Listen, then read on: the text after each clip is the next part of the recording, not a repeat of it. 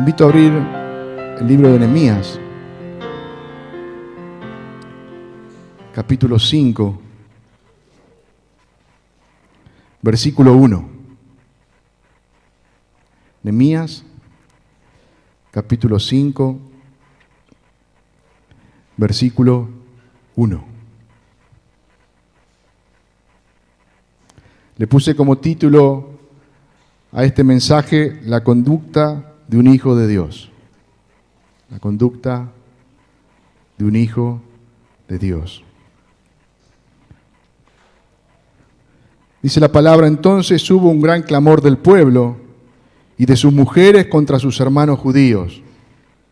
Había quien decía: nosotros, nuestros hijos y nuestras hijas somos muchos, por tanto hemos pedido prestado grano para comer y vivir. Y había quienes decían: hemos empeñado nuestras tierras, nuestras viñas y nuestras casas para comprar grano a causa del hambre. Y había quienes decían: hemos tomado prestado dinero para el tributo del rey sobre nuestras tierras y viñas. Ahora bien, nuestra carne es como la carne de nuestros hermanos, nuestros hijos como sus hijos. Y he aquí nosotros dimos nuestros hijos y nuestras hijas a servidumbre. Y algunas de nuestras hijas lo están ya, y no tenemos posibilidad de rescatarla, porque nuestras tierras y nuestras viñas son de otros. Y me enojé en gran manera cuando oí su clamor y estas palabras. Entonces lo medité y reprendí a los nobles y a los oficiales. Y les dije: ¿exigís interés a cada uno a vosotros, a cada uno a vuestros hermanos? Y convoqué contra ellos una gran asamblea. Y les dije: nosotros, según nuestras posibilidades, rescatamos a nuestros hermanos judíos que habían sido vendidos a las naciones. Y vosotros vendéis aún a vuestros hermanos y serán vendidos a nosotros. Y callaron, pues no tuvieron que responder. Y dije: no es bueno lo que hacéis. ¿No andaréis en el temor de nuestro Dios, para no ser oprobio de las naciones enemigas nuestras? También yo y mis hermanos y mis criados le hemos prestado dinero y grano. Quitémosles ahora este gravamen. Os ruego que le devolváis hoy sus tierras, sus viñas, sus olivares y sus casas, y la centésima parte del dinero, del grano, del vino y del aceite que demandáis de ellos como interés. Y dijeron: lo devolveremos, y nada le demandaremos. Haremos así como tú dices. Entonces convoqué a los sacerdotes y le hice jurar que harían conforme a esto. Además sacudí mi vestido y dije: así sacuda Dios de su casa y de su trabajo a todo hombre que no cumpliere esto, y así sea sacudido y vacío. Y respondió toda la congregación: amén. Y alabaron a Jehová, y el pueblo hizo conforme a esto. Amén. Hasta ahí la palabra de Dios. Vemos que había sobrevenido una gran angustia en gran parte del pueblo que estaba habitando en Jerusalén. En este pueblo que estaba construyendo, que estaba trabajando en aquellos muros que habían sido derribados, pero que estaban pasando un momento de gran necesidad. El alimento les era escaso, tuvieron que empeñar sus casas, como dice ahí, sus viñas, sus tierras, hasta sus hijos los dieron como esclavos por la necesidad que ellos tenían. El enemigo les impedía conseguir alimento. Y esta gran necesidad le producía angustia. Y vemos que dentro del mismo pueblo de los judíos había nobles y oficiales que comenzaron a aprovecharse de los hermanos más pobres. Se empezaron a enriquecer a costa de ellos. Comenzaron a tomar tierras, viñas, casas, incluso hijos e hijas fueron hipotecados o cambiados por el pan. Y las cosas se tornaron difíciles. Y dice que parte de este pueblo, gran parte de este pueblo, comenzó a clamar. Hubo un gran clamor. Y Nehemías oyó ese clamor del pueblo. La conducta de Nehemías en esta situación nos enseña el carácter que nosotros debemos tener como hijos de Dios. ¿Cuál debe ser nuestro actuar? ¿Cuál debe ser nuestro hablar? ¿Cuál debe ser nuestra actitud para con nuestros hermanos? Nuestro compromiso para con nuestros hermanos. El versículo 6 y 7 que hemos leído dice: y me enojé en gran manera cuando oí su clamor y estas palabras. Entonces lo medité y reprendí a los nobles y a los oficiales y les dije: exigís interés cada uno de vosotros, cada uno a vuestros hermanos, y convoqué contra ellos una gran asamblea. Vemos que Nehemías era un hombre que amaba a sus hermanos. Amaba a sus hermanos. Y como amaba a sus hermanos, decidió accionar. Cuando oyó la necesidad que ellos tenían, por la angustia que ellos estaban pasando, decidió accionar. Y esa acción que él tuvo nos evidencia su amor. Él no se cayó, sino que reprimió a estos hombres por lo que estaban haciendo, que eran parte del mismo pueblo judío. El amor, hermanos, es el enemigo del egoísmo. El amor es el enemigo del egoísmo.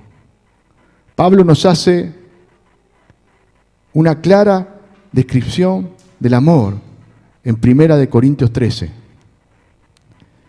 Y si vemos la carta a la iglesia en Corinto, uno de los problemas que esta iglesia tenía era la falta de amor. Tenía distintos problemas, pero un problema que tenía era ese, que había personas de distintas clases sociales, unos que tenían mucho y otros que tenían muy pocos. Y vieron cuando leemos muchas veces 1 Corintios 11, cuando participamos de la cena, que el apóstol habla de los abusos en la cena del Señor. Estos hermanos se reunían a tener fiestas ágapes donde comían, todos juntos se reunían, pasaban el día juntos. Pero en lugar que en ese lugar expresarse el amor, muchas veces se expresaba el egoísmo.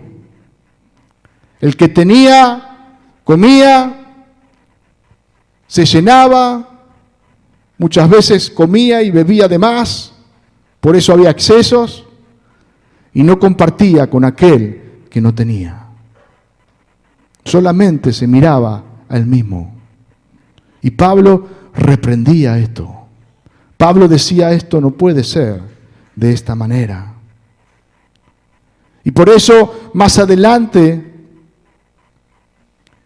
en 1 Corintios 13, Pablo hace una descripción de lo que es el amor.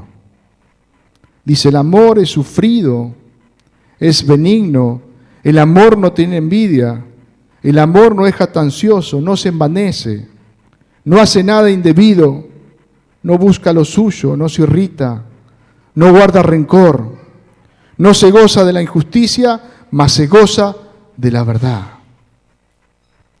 Pablo nos está hablando del amor verdadero, del amor genuino.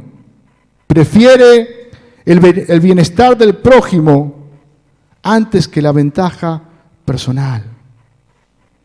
Prefiere que el prójimo, el hermano, esté mejor antes que la ventaja personal. Nunca busca lo suyo propio a expensas del prójimo o descuidando al otro que está pasando necesidad. El amor no hace nada indebido, no busca lo suyo. Estos nobles y oficiales no tuvieron evidencia de este amor. Tuvieron evidencia de egoísmo. No le importó lo que sus hermanos estaban sufriendo. Al contrario, se aprovecharon de su necesidad. No hubo amor fraternal en ellos. Del amor hacia el hermano, sino todo lo contrario. Hebreos 13:1 nos dice, permanezca el amor fraternal. Hermano, el amor con mi hermano tiene que ser algo continuo. Tiene que ser algo continuo en todo tiempo. No puede faltar. Es algo por lo cual debemos trabajar. Porque es algo que tiene que estar siempre en nuestra vida. Permanezca el amor fraternal, dice Hebreos. Permanezca.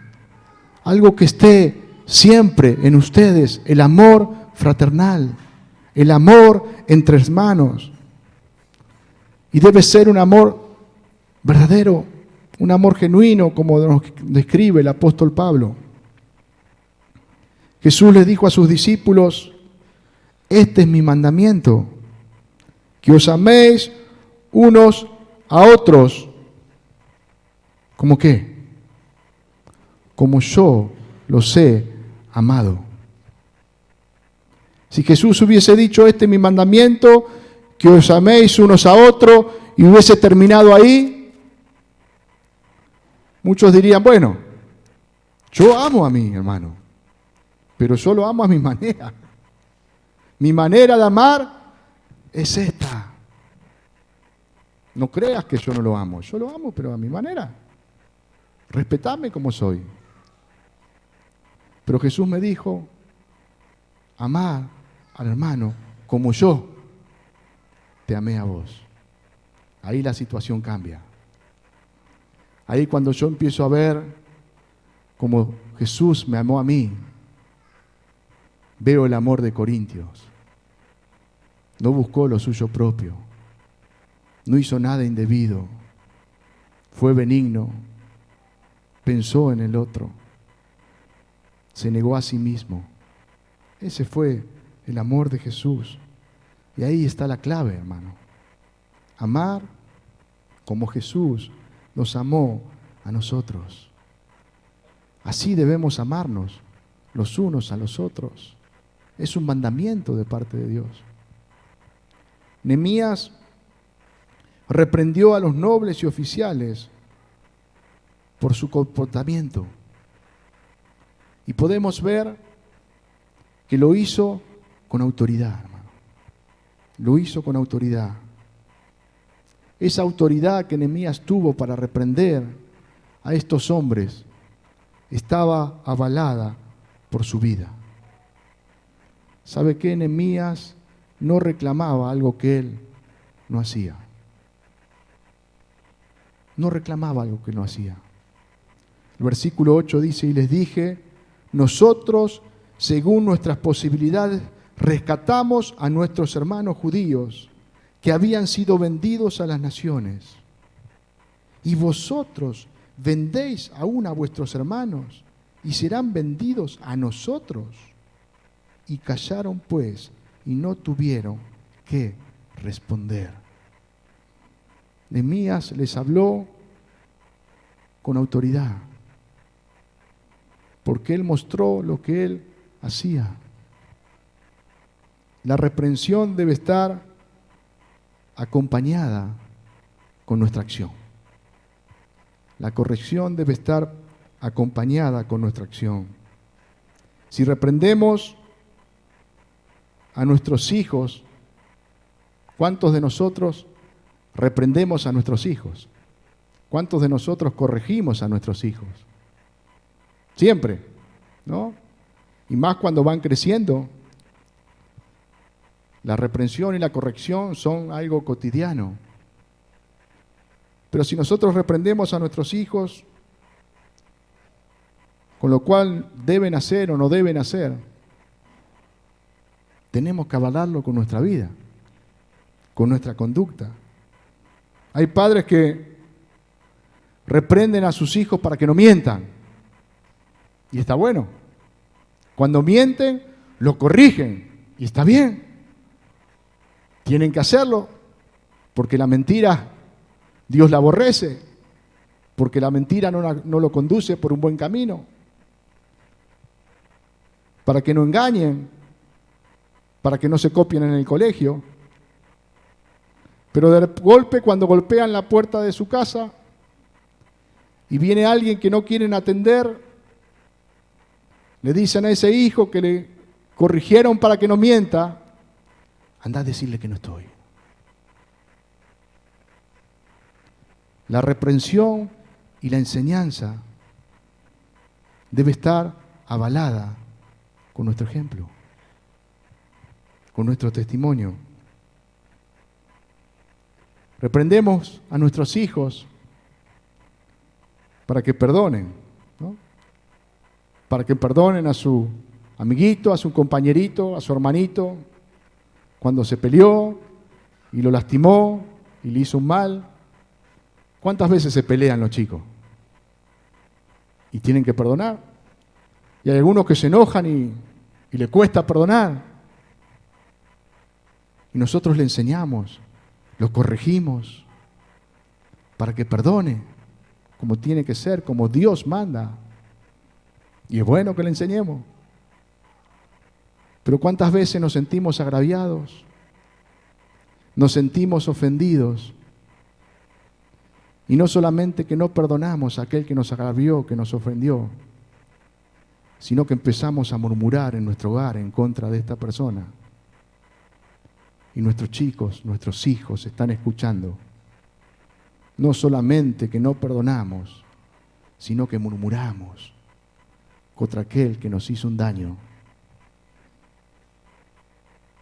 ¿Qué autoridad podemos tener si actuamos de esta manera? ¿Qué autoridad podemos tener? Nehemías habló y actuó con autoridad porque su acción le avalaba, porque él lo que reclamaba lo había hecho.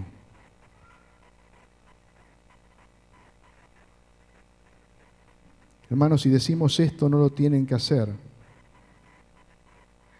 y los otros lo hacemos, no tenemos autoridad. No vamos a obtener buenos resultados.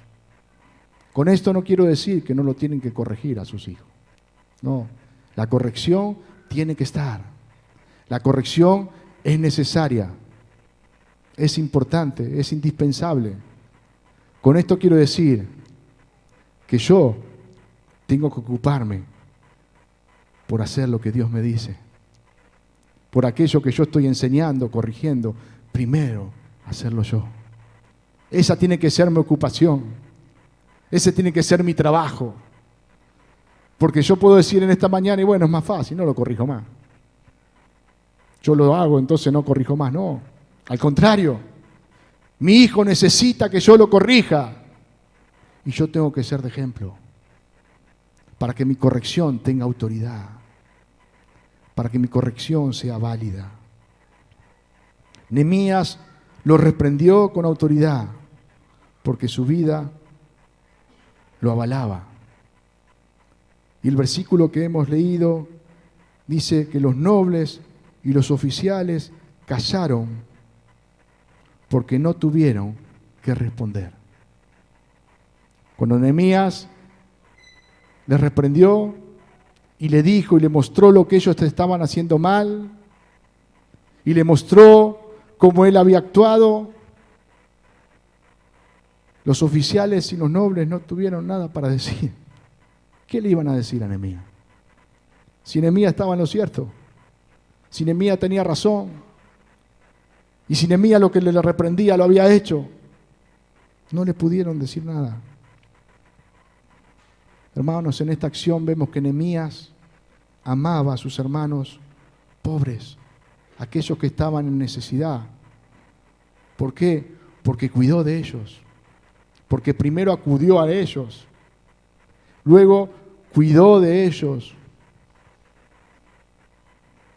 Pero también podemos ver en este texto que Nehemías amaba a los nobles y a los oficiales, porque los corrigió para que se arrepintiesen. El amor sin corrección no es amor. Nehemías amaba a los dos. Amaba a aquellos que estaban sufriendo y padeciendo porque los cuidó, porque dio la cara por ellos. Pero también amaba a los nobles y a los oficiales porque los corrigió, porque los reprendió. La corrección es parte del amor. Proverbios 13:24 dice: el que detiene el castigo a su hijo aborrece, mas el que lo ama desde temprano lo corrige. Aquel que ama a su hijo, dice la palabra de Dios, desde temprano, desde corta edad, empieza a corregirlo. ¿Por qué? Porque la necedad ya viene ligada al corazón del muchacho. La necedad ya está en su corazón. Y como padres nosotros debemos corregirlo, debemos reprenderlo y debemos hacerlo desde temprana edad. Qué importante que es la corrección a tiempo, hermano. Qué importante. La corrección es fundamental, pero qué importante cuando esa corrección es a tiempo. ¿Cuántas veces hay lamentos porque no estuvo esa corrección? Y pasa el tiempo y muchas veces no hay vuelta atrás. Muchas veces las consecuencias de las malas acciones ya están. Qué importante que es la corrección a tiempo. Nehemías actuó y corrigió y lo hizo en el momento justo. Justo. Fíjense que lo de Nehemías no fue un arrebato. No fue un arrebato. No fue un impulso por el enojo. Dice el texto que hemos leído que cuando Nehemías escuchó, ¿qué pasó en su corazón? Se enojó. Se enojó porque vio que lo que estaba pasando era injusto, que eso no podía suceder en el pueblo. Y se enojó. Pero él actuó por arrebato. Él no actuó por impulso del enojo. Cuando nosotros no corregimos, producimos daño. Y cuando nosotros corregimos por arrebato o por impulso del enojo, también producimos daño. En lugar de muchas veces edificar, destruimos. Porque cuando lo hacemos por impulso y por enojo, muchas veces decimos palabras de más. Decimos palabras que no son las correctas. Nos dejamos llevar por las emociones. Y en lugar de sanar, lastimamos, herimos. Y en lugar de corregir, destruimos.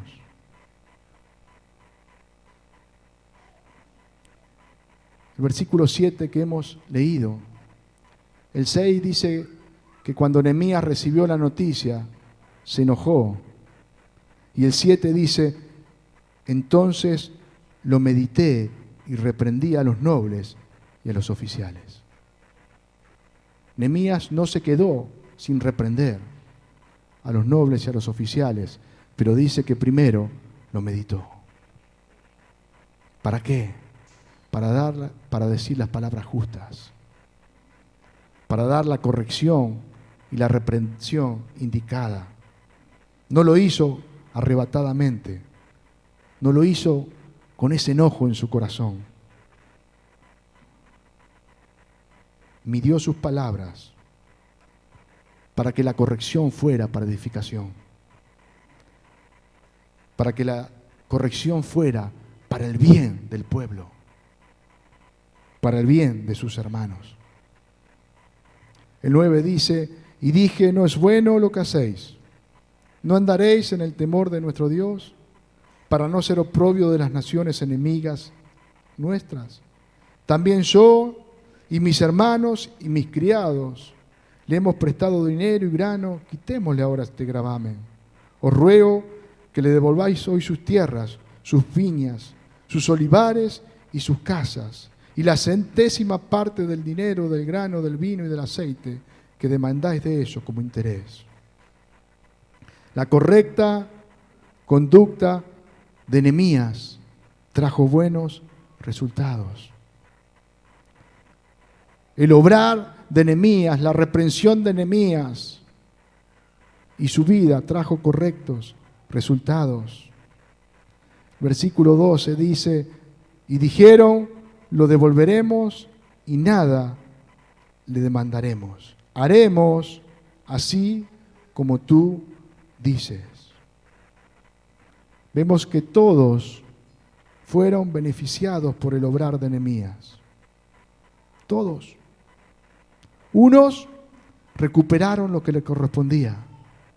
Recuperaron la necesidad que ellos tenían de alimentarse, de tener sus bienes. Y los otros tuvieron la posibilidad de arrepentirse y reparar el daño que habían causado. Todos fueron beneficiados por el obrar de Nehemías. Y todos terminaron alabando a Dios y cumpliendo con su voluntad, con lo que habían prometido. Hermanos, nuestra conducta debe ser la de un hijo de Dios. La conducta de Nehemías fue la conducta de un hijo de Dios. Debemos amarnos los unos a los otros, cuidarnos como hermanos. Que todos juntos, como hizo este pueblo, podamos alabar a nuestro Señor. Que no haya nada en nuestro corazón que nos impida alabar a nuestro Dios como cuerpo, como iglesia, como pueblo suyo.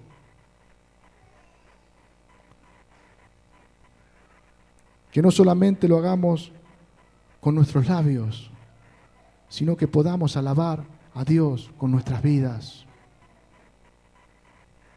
Pedro nos dice que Jesús nos dejó ejemplo para que sigamos sus pisadas. ¿Cuál es nuestro ejemplo? Jesús. Jesús nos dejó su ejemplo para que sigamos sus pisadas. Juan nos dice que debemos andar como Él anduvo. Nuestro andar cristiano tiene que ser como el andar de Cristo. Y en esta mañana podemos decir, a mí me cuesta esto. Esto veo que no puedo. Y sabe que es una lucha que tenemos todos los días. Cosas que nos cuestan. Cosas que queremos agradar a Dios y fracasamos y fallamos. Por eso Jesús tiene que ser nuestro ejemplo. En Jesús debe estar nuestra mirada. A Él debemos acudir, hermano. Qué bueno que en esta mañana, si reconocemos que hay cosas que no estamos cumpliendo, que no estamos haciendo debidamente, mi conducta, por lo que digo, por lo que hago, no es la correcta.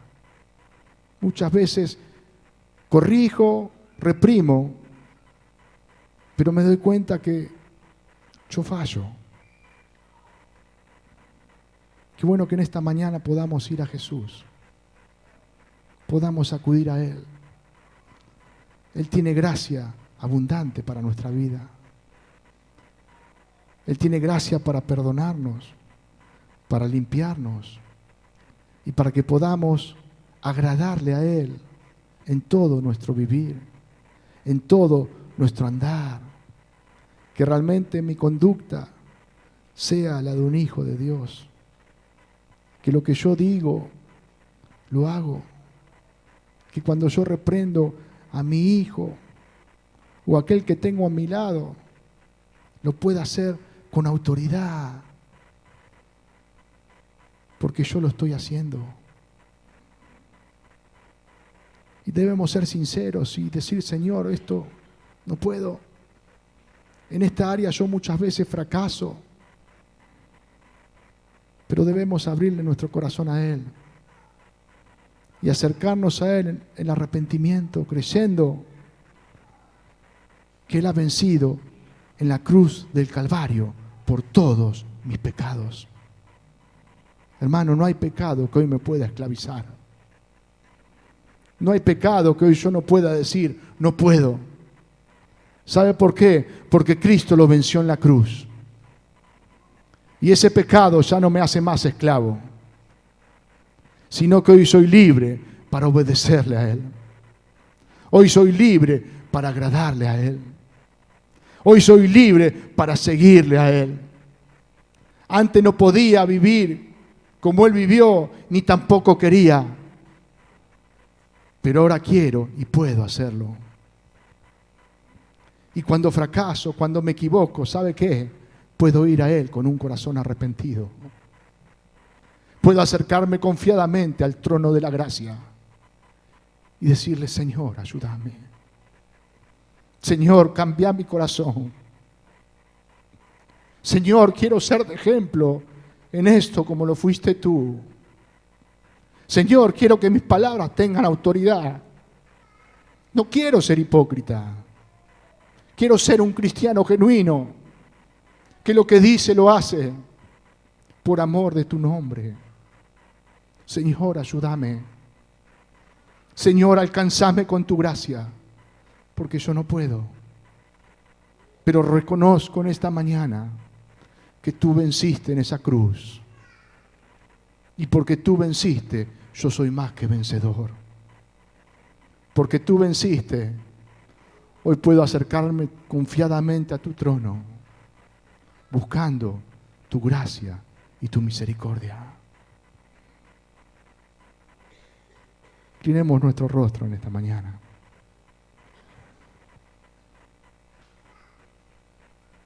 Nehemías fue un siervo de Dios. Fue un siervo que decidió vivir conforme a lo que Dios quería. Él no se ocupó solamente por su vida, sino que también se ocupó por la vida de sus hermanos. Cuidó de ellos, los ayudó, no miró solamente su necesidad. Y Dios obró en favor de Nehemías y de ese pueblo.